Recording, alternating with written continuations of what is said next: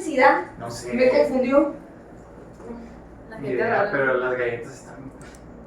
¿Sí sabe la coca? Ejecutiva de Sí. campo. Sus investigaciones son elucidas. Güey, qué asco.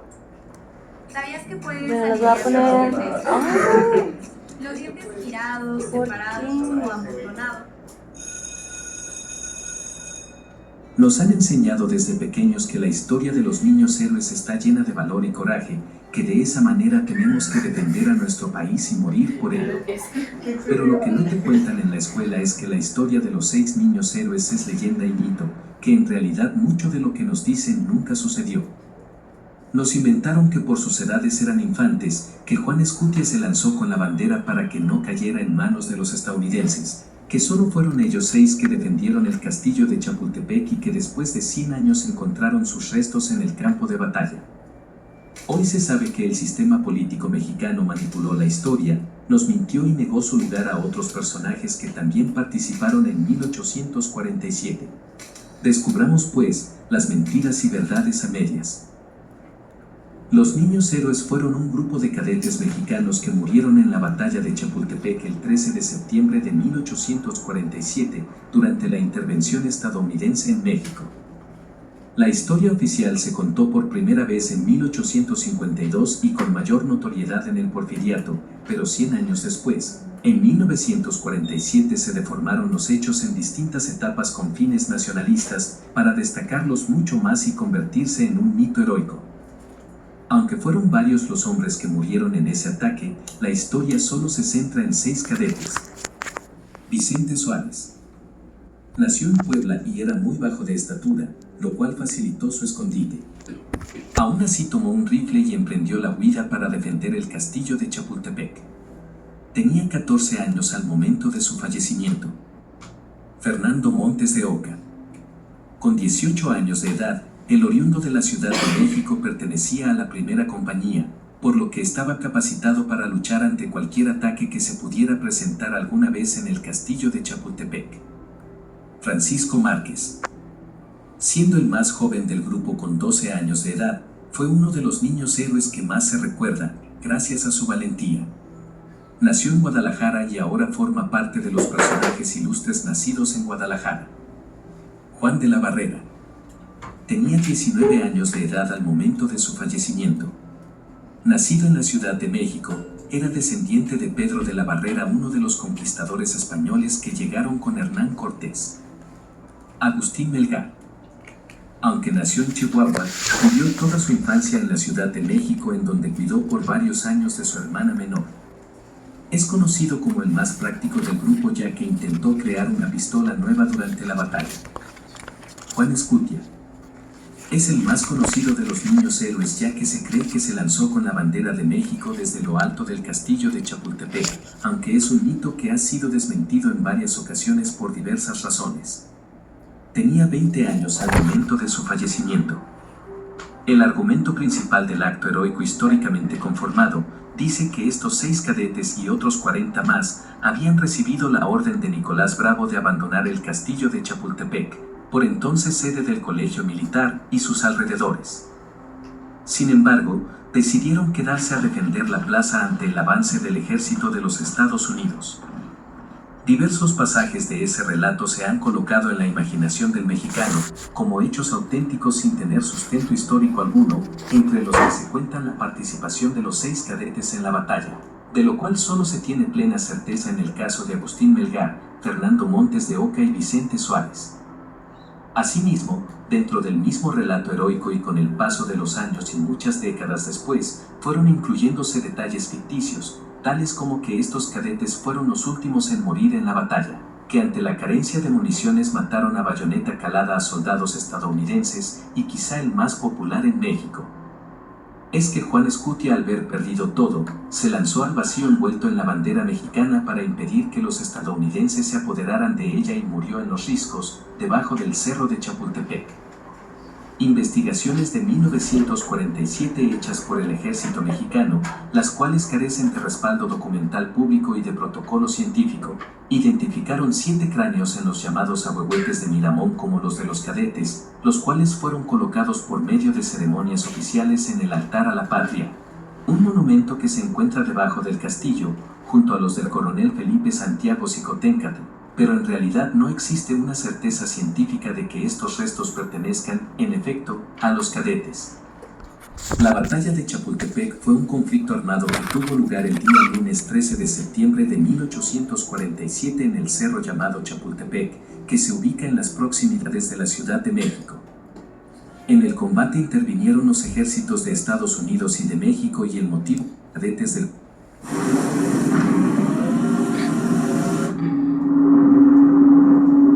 Colegio Militar. Por lo que no solo eran 6. Número 3. Juan Escutia y la bandera.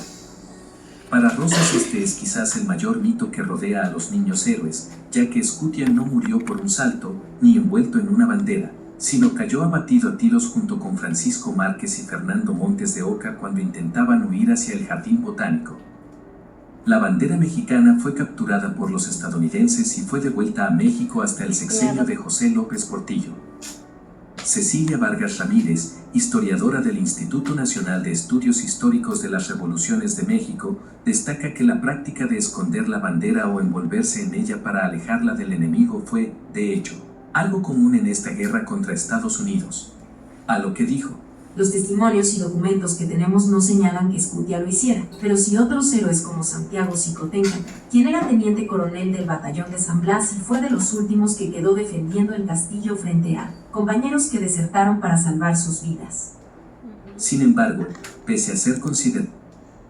Muy bien, y esta es como que la parte en que nosotros tenemos esta noción patriótica sobre los niños héroes y cómo también México saca esto, ¿no? De decir, yo por mi bandera muero, yo tan orgulloso de mi país, de quién soy, por mi bandera yo me lanzo, y se lanzó. Entonces, sigamos, porque está largo. Dice, la influencia de la cultura europea en México. La cultura europea ha permeado la vida mexicana desde la llegada de los colonizadores, afectando aspectos como el idioma, la religión y las costumbres cotidianas. Esta influencia ha generado una mezcla cultural que, aunque rica, a menudo provoca la desvalorización de las tradiciones autóctonas. ¿Alguno de ustedes quiere hacer un comentario sobre esto? ¿Ustedes también han notado, por ejemplo, que en México hay muchas religiones, pero la que más, bueno, obviamente yo creo que sí lo han notado, yo creo que es muy obvio, que la religión que nos gobierna más es la europea, ¿no? La que es el catolicismo. Pero pues no se ve muy, esa es la religión más aceptada, la religión más bien vista, la que es más respetada y esa es la buena, ¿no? Por ejemplo, religiones que se han visto como muy manchadas, que la verdad pues yo ignorante totalmente, ¿no? Del tema, es sobre los afamados que son muchos famosos que están metidos en ese tipo de religión. No sé cómo se llama, que también está Niurka Marcos, no sé si lo han escuchado. ¿Los masones? No, esa es otra idea, pero ese es más un concepto más de, ¿cómo se dice? Es que los masones no se identifican como religión. Sí, no es más afín a religión, pero Esoterismo, ¿no? el santerismo, exacto, es esa religión. La santería es otra religión que pues comentó. Yo totalmente ignorante del tema, pero pues es totalmente respetable, o sea, yo no voy a decir que sea una mala religión, pero pues realmente como tenemos esta educación europea todavía, decir esto es bueno, esto es malo y esto es peor, pues de decir eso, pues es parte de la influencia cultural que hay en México europea. Bueno, la cultura europea en México, desde la colonización, la cultura europea ha tenido un impacto profundo en la identidad mexicana, manifestándose en el idioma, las prácticas religiosas y las artes. Esta influencia se refleja en la educación, donde las ideas europeas han predominado en el pensamiento crítico y la filosofía. ¿Ustedes cómo creen que afecta, con base a lo que ustedes leyeron en el libro, cómo afecta en la filosofía este pensamiento europeo? Pues lo vemos en nuestro estudio, en nuestro propio plan de estudio. Así, ¿cómo? Es que, por ejemplo, la filosofía no es como que a una idea más, es universal, es la verdad, no te estoy diciendo, a ver, ¿estamos de acuerdo? Tú puedes tener tu verdad y yo la mía. No, es la verdad y se impone, no se defiende. Autoritario. Y pues eso creo que afecta mucho en el pensamiento. Pero el cristianismo, no es cristianismo como que, es mi religión y pues yo te entiendo que cristiano te. No. Si no sigues mi religión, tú te vas a ir al infierno. Sí. Pobrecito de ti, pero pues Te bueno. condena Y directamente. es la verdad, o sea, no te estoy diciendo lo que yo pienso, es lo que la Biblia dice y lo que la Biblia dice es la verdad y si no sigues el cristianismo te vas al infierno. Entonces, creo que es lo que afecta y pues lastimosamente pues las ideas a veces, pues por ideas personas mueren. Creo que es lo que afecta. Así es. Bueno, ustedes, por ejemplo, ¿saben quién es Martín Lutero? Sí. Sí. Y alguien de ustedes dice, yo creo que para escribir tanto como este hombre, yo conozco muchos. ¿O ustedes creen que en México sí hay alguien, una persona, bueno, en Latinoamérica, no solamente en México, que ustedes crean que tenga tanto para decir como él? Que sí. Porque, bueno, pensando... Por estadística, sí. ¿Perdón? Por estadística, sí.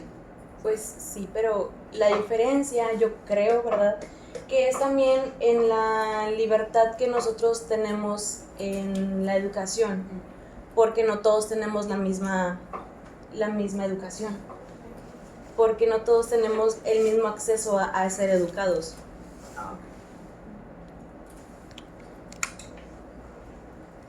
Efectos de la independencia en la cultura.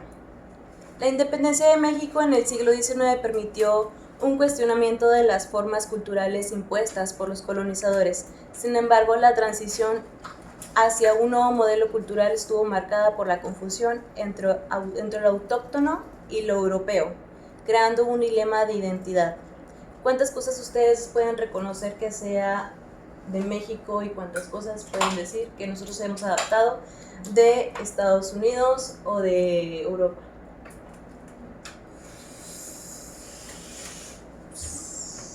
Está muy confuso.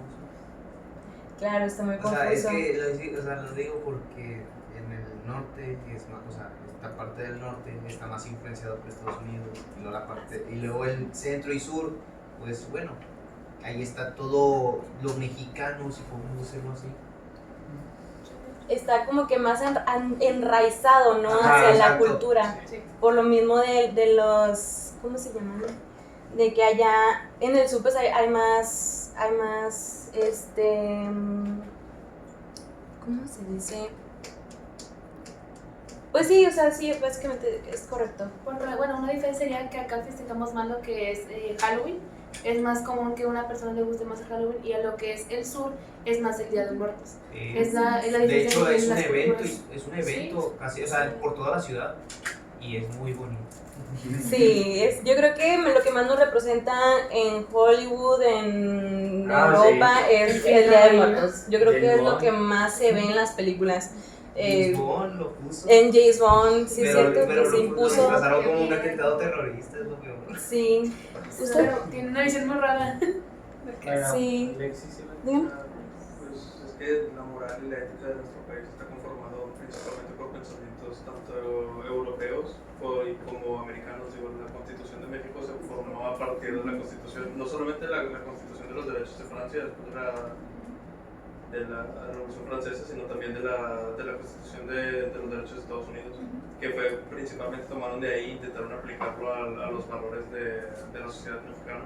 Pero eso no estaba funcionando, entonces empezaron a buscar la adaptación, pero de todas formas siento que a nivel cultural, por ejemplo, también el porfiriato fue reimplantar las ideas de la Francia revolucionaria, y el progreso de la revolución industrial de Londres y todo esto. Entonces México se ha visto influenciado, o sea, es como que agarra de otros países, de otros lugares del mundo y los intenta adaptar a la fuerza al país sin tener en cuenta de que es su propia identidad. Así es, tienes toda la boca llena de razón. Pues sí, es correcto, o sea, México adapta muchas cosas, o sea, México, por lo mismo que nosotros hemos, básicamente, es todo lo que vamos a estar hablando en esto, ¿no? De cómo desde la colonización nos hemos ido adaptando con otras culturas porque ustedes dirían que somos multiculturales. Sí. ¿Por qué? El coreano de aquí. Tenemos demasiado cultura. Pero- Que preferiría que se fueran. Por ejemplo, o sea, es muy diferente a lo que es en el norte a lo que es en el sur, con los Sí. gringos. Y aparte la cultura es un efecto móvil, no es una cosa móvil, no es estática.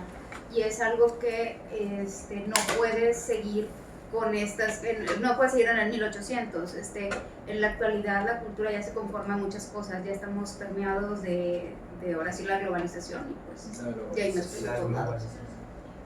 ¿Y ustedes sabían que en México hay grupos indígenas que viven aislados del resto? Sí. Sí. Oigan, están muy informados. Internet. Internet. No sé nada. De hecho, por eso no es gratis. ¿Por eso mismo qué, perdón? No, creo no. No, tenía algo de la boca reía. Díganlo. Aquí no hay nada que se equivoque. Aquí todo es correcto. Siempre y cuando sea todo con respeto y bueno, Somos muy respetuosos. sí, ustedes que, o sea, participen, de eso se trata siempre este tipo de lecturas, de conversarlo, de platicarlo, o sea, no pasa nada, no hay ideas Por equivocadas. ejemplo, Yo creo, porque me va a tardar, sí. bueno, para empezar yo creo que en primera la independencia o el grito de independencia realmente los personajes estos de que Miguel Hidalgo y Agustín Iturbide, esos, creo que no querían la independencia. O sea, ellos querían como que estaban buscando sus propios intereses. Sí, sus privilegios. Sí, y realmente, o sea, yo considero que la historia de México siempre ha sido marcada por gente que ha buscado sus propios intereses y luego que la historia ya cuando la quieren escribir dicen pues de que bueno, sería raro, ¿no? Que digamos común. estaría muy raro, ¿no? Que digamos que esta andaba buscando pues, ser acá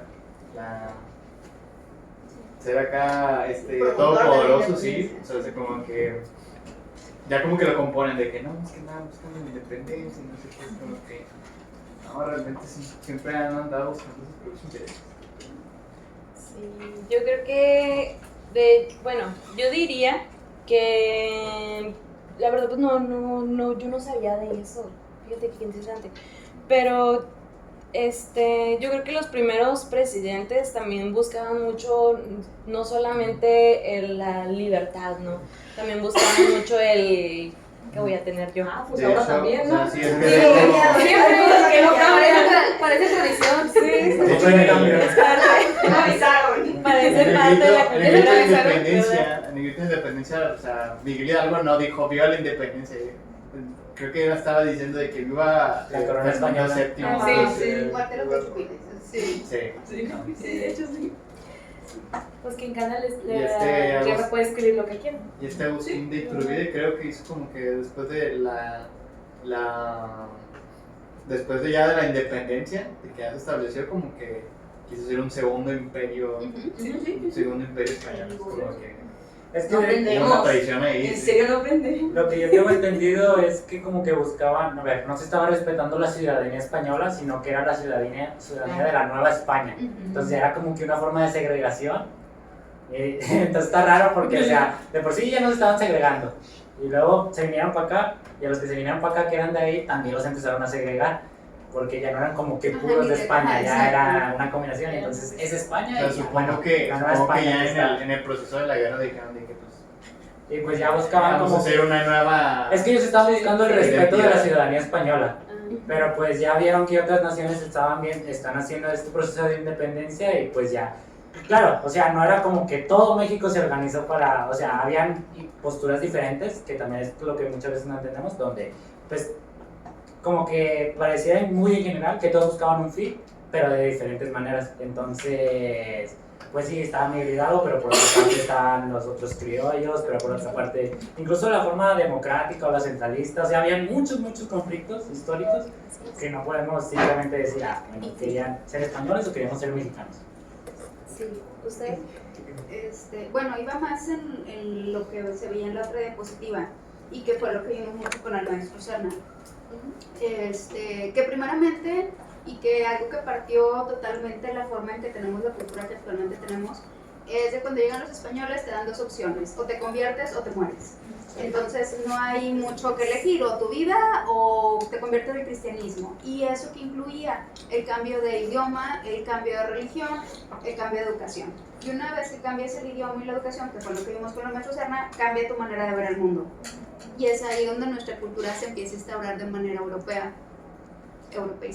y negando, o pues porque obviamente te quitan todo tu antecedente histórico y empiezas a formular unos nuevos, ya ahí con matices de lo tuyo. Obviamente nunca va a ser una cultura pura, eso es algo bien importante, o sea, nunca va a ser una cultura 100% pura, sino va a ser una mezcla de varias cosas.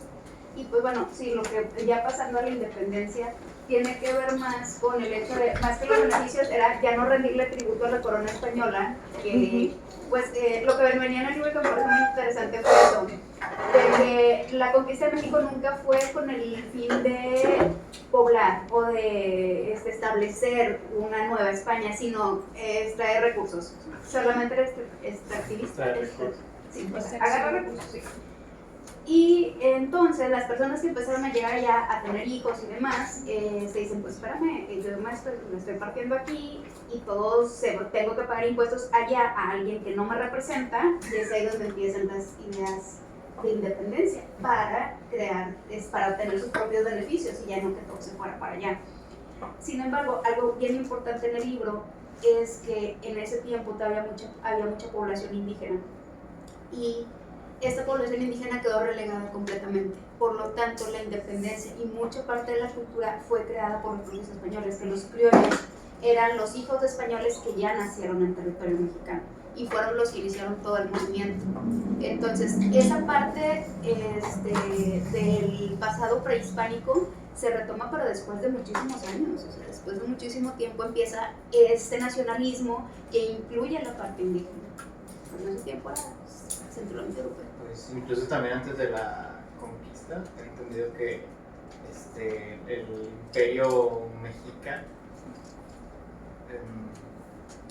pues tenían muchos enemigos, o sea, de otras tribus. También se gritaba, o sea, no se salvan de... Y estos se fueron... Se aliaron con los españoles. Estos salieron con los españoles y ahí fue donde...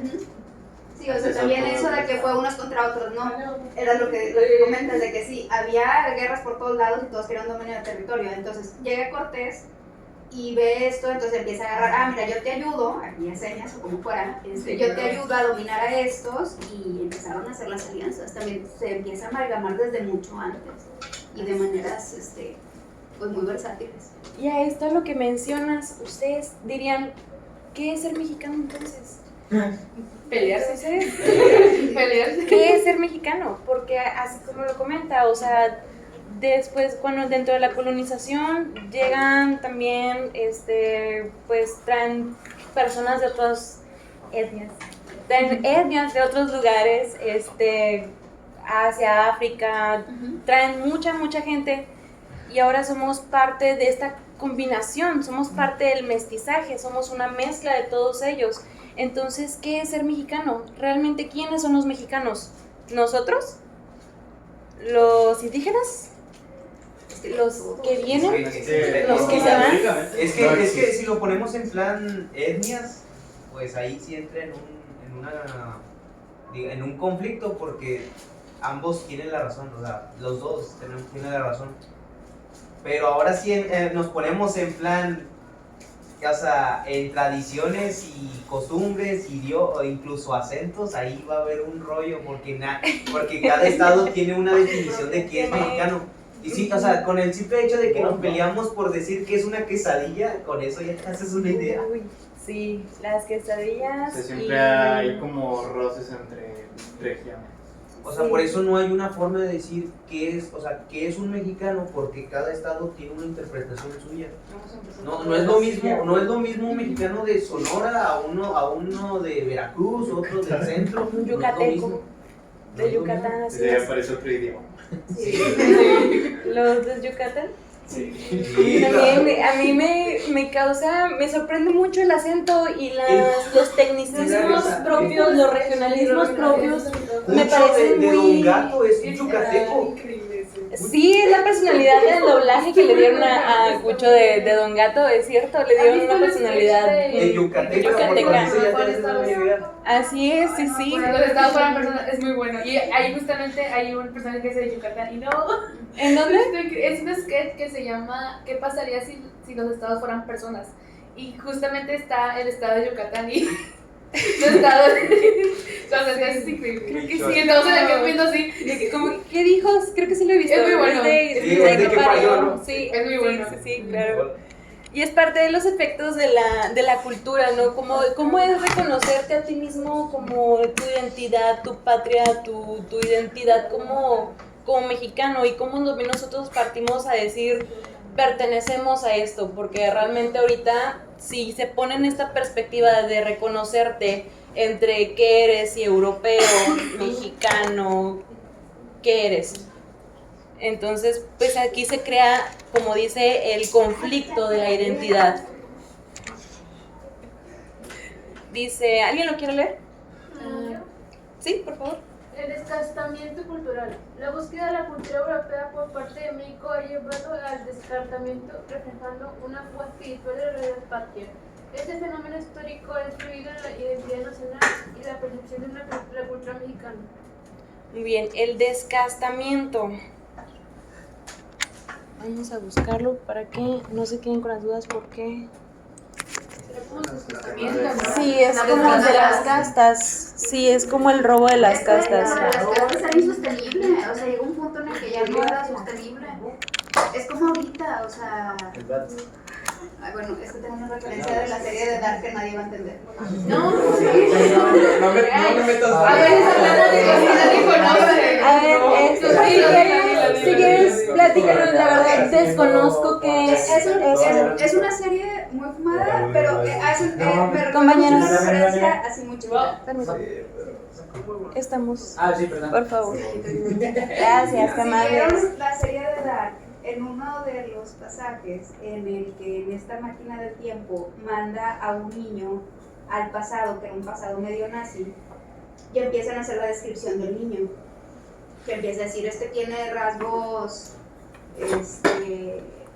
ojos asiáticos, pelo caucásico. Que era uno judío y Sí, uno uno ruso y judío, tenía uno ajá, justo, y que dices, ahorita en ese tiempo era, espérame, aquí no hay tanta mezcla, porque eran los 40 y algo. Dices, no, aquí no hay tanta mezcla de, así, pelo caucásico, ojos, no sé qué, rasgos árabes. Decían de la ropa que Ajá, era rara, ropa decían rara. en China. Ajá, ¿cómo llevarlo chino hasta acá? Ajá.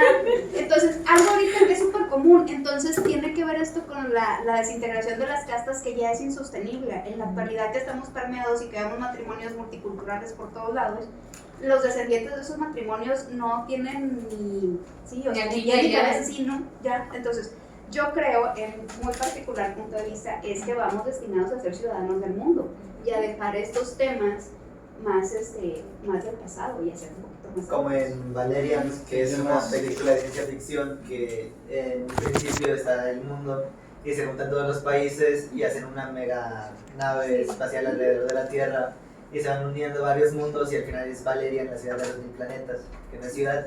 pero Ya está bueno. ha concluido todo. Sí. Sí. Es que yo creo como quiera que aunque por mucho cambio ideológico que quiera haber, como quiera, no, va a estar muy difícil. Va a haber segregación. Va a estar muy difícil cambiar la idea a alguien que ya lo tiene muy arraigado. Pero con el tiempo va cambiando. O sea, esos cambios van surgiendo con el tiempo. Los sí se gringos ya modifican quieren los ser ideas. latinos. O sea, Ahora- suena chiste. O sea, ahora que hay un boom Es- asiático también, o sea, mucha gente es algo que en años anteriores no había tanta influencia asiática, ahorita es muy frecuente. Y la ves así a la vuelta al día, ¿no? Influencia asiática, hablamos de anime y K-pop. Sí, de hecho esto ya es como que el latinoamericano empieza a globalizarse, a meterse más en la figura en el mundo, ¿no? Ya empieza como que a figurar un poco más. Y por ejemplo también en que la cultura coreana también hay mucha gente bailando extrañamente la chona, bailando extrañamente, Referente. sí, o sea, sí, así es. De hecho, siempre nos dicen que nos reconocen por el picante, que nos reconocen que nos comemos mucho picante. No me O por la acuerdo. palabra güey. No Que me ya acuerdo saben cuando escuchar. vino un grupo de K-pop como que más orientado aquí a Latinoamérica.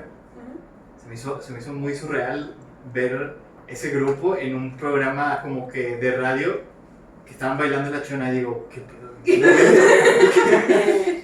O sea, veo un No, pues, ahí no que les enseñaron el payaso de rodeo. Les enseñaba el payaso de rodeo, pero con el pasito que da vuelta. Y muy pobrecitos. Es como que veo a 4 asiáticas bailando la chona y digo, ¿qué pasó? Y una se cae. Se sentía de recurso raro, viva la alegría.